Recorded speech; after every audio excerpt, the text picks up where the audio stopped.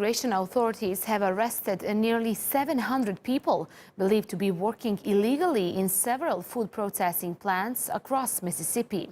Officials say it could be the largest work site enforcement operation in a single state.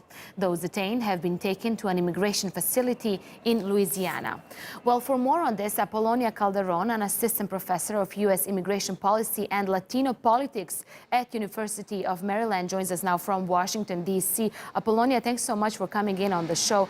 Now, just in the past hour, the officials released a statement saying that some of the people have been released, actually the ones that have small children. Now, obviously, many families affected by this. Yes, thank you for having me. We do know that some individuals are being released, but we still know that their effect of what's going on is not going to stop here. So they may be released, but they still essentially are in danger of being deported at any time that immigration decides to once again come back and pick them up. So they're not necessarily out of danger, and their children will still continue to live in fear until we know more about whether their cases will be given a stay where they can stay or not.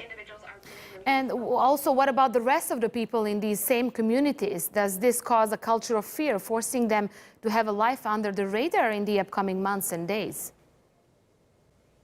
Yeah, so right now we're about to start school for these families, right? A lot of the children are still in summer school. That's what a lot of the reports have been saying, is that these children have come home to a home without parents, to doors that have been locked. So not only are these children are about to go into a state of reclusion where they're going to draw back from their community, but other members who may not have been at the plants are also going to start going under the radar, and not just in this community, but across the U.S. The immigrant community is broad and it's vast, and it's not just in these small towns, but it's in larger cities.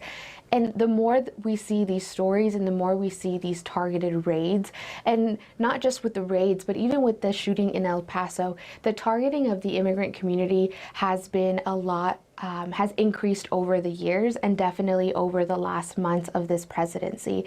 So we're going to see a lot more families going into seclusion, not seeking out health care. All of the trauma that's going to occur from these two incidents will cause trauma that will be felt not just now, but later on down the road. It's going to affect children in schools, and schools may not necessarily know how to deal with this. And it may also be that children don't even show up to school anymore, as what happened in the Postville, Iowa raid, right? We know that children stopped going to school. Families did not necessarily want to send their children.